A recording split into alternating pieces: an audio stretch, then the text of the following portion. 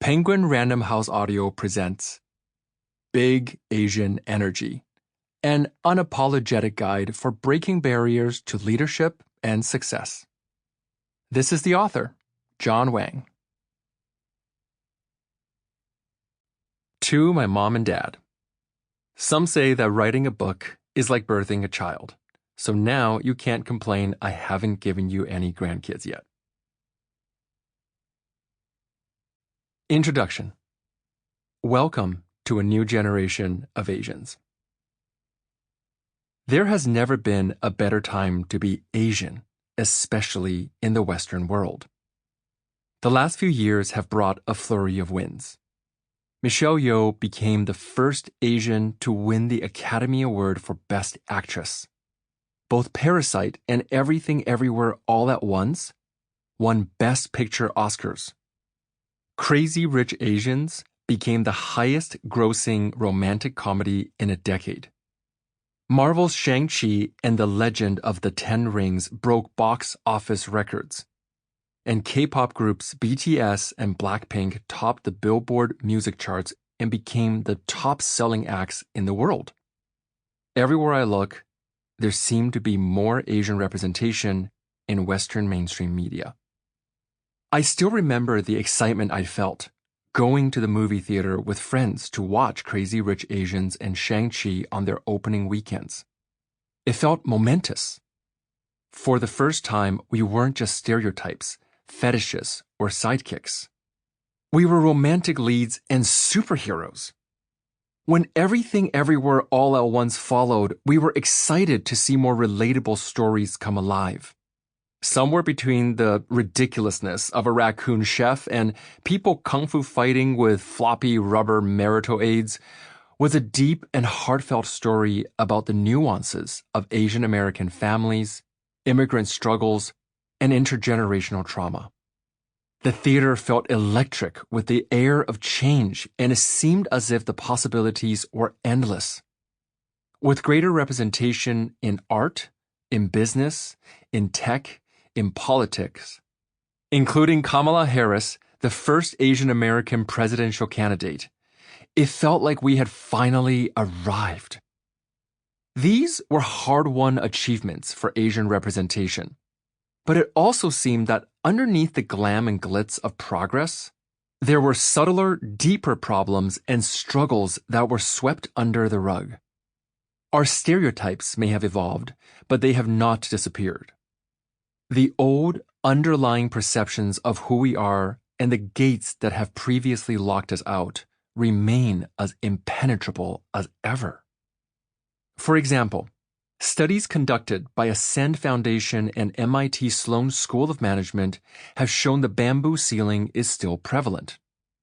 The phrase was coined to describe how Asian American employees, especially those from East Asian backgrounds, are vastly underrepresented in positions of leadership, such as among executives, CEOs, and board members.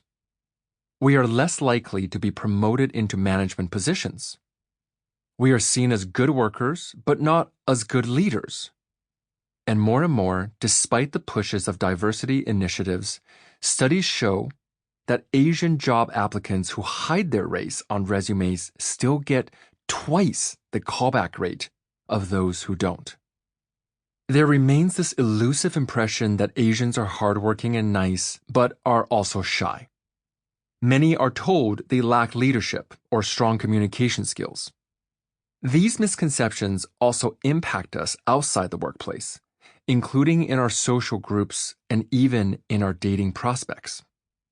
Many of our deeper struggles have gone unspoken or unnoticed in mainstream media. Research studies show that only 22% of Asian Americans say they feel that they belong and are accepted in the U.S. Asian American students are experiencing a higher rate of imposter syndrome and struggle with self-confidence or self-criticism more than any other racial group. But when the topic is brought up, many of us feel uncomfortable complaining about it, as we don't want to be seen as complaining or as victims. For a long time, I tried to stay far away from even being identified as Asian because it feels like it puts me into a box, which I desperately wanted to avoid. That's the problem with the model minority stereotype. We're often put into boxes by others that we struggle to get out of. We are told that working hard, keeping our head down, and not making waves will lead to success. And when we're then passed over for jobs, promotions, or other goals, we're told to stop complaining, or that our problems aren't serious enough. Often, when the issues Asian Americans face are brought up, the dominant narrative dismisses our concerns. Some might enforce the stereotype, saying, "Oh, that's just who they are. Asians don't speak up," ignoring the fact that being treated like perpetual foreigners might be why we might not speak up to begin with. Or that even our pointing out the fact that we've been put into a box based solely on how we look feels to us that we're causing trouble or being unreasonable. And after a while, we've come to believe and accept it. In my own journey, I've seen and heard so many of these types of experiences firsthand. As a leadership coach and a workshop facilitator, I've spent the last 15 years working with hundreds of Asian clients and students from a variety of backgrounds. Some were professionals at Fortune 500 companies like Google, American Express, Goldman Sachs, and Apple, while others included healthcare workers, firefighters, stay-at-home parents, or seven-figure entrepreneurs. I've also held workshops and spoken at colleges, public organizations, TEDx, and corporations such as McKinsey. The people I've worked with often have diverse backgrounds. Most have been living in North America for years. Many were second, third, or even fourth generation immigrants, and many are mixed race.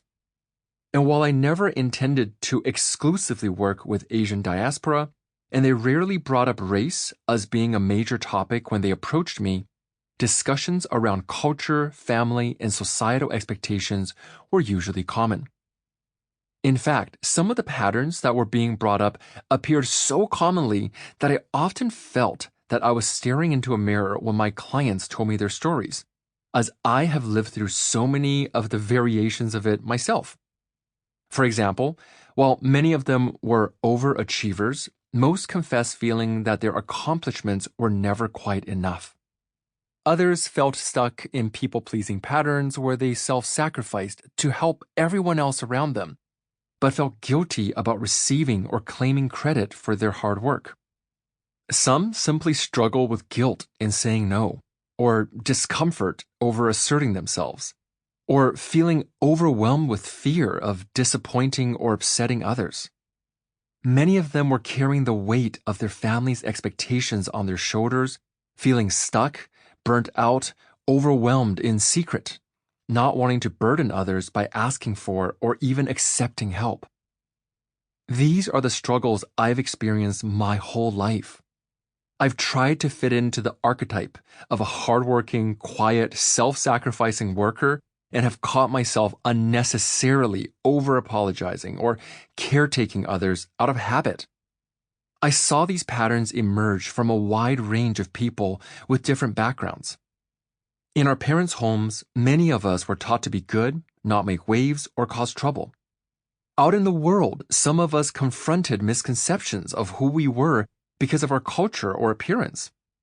We are seen as nice, polite, smart, or even cute, but rarely as powerful, fearless, or decisive. And no matter how many generations our families have been here, there's an underlying pressure of trying to fulfill our parents' expectation of us, as well as society's. While no two people will have the exact same upbringing, heritage, or family values, many of us encounter the same challenges again and again when we're attempting to break out of those roles.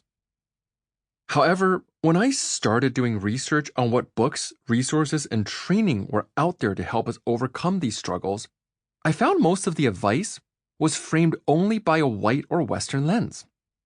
Regardless of whether it was career advice, leadership advice, or even relationship advice, the books were largely written by authors who couldn't speak to the nuances of our cultural experiences. They couldn't understand why values like humility and harmony often referred to. Sample complete. Ready to continue?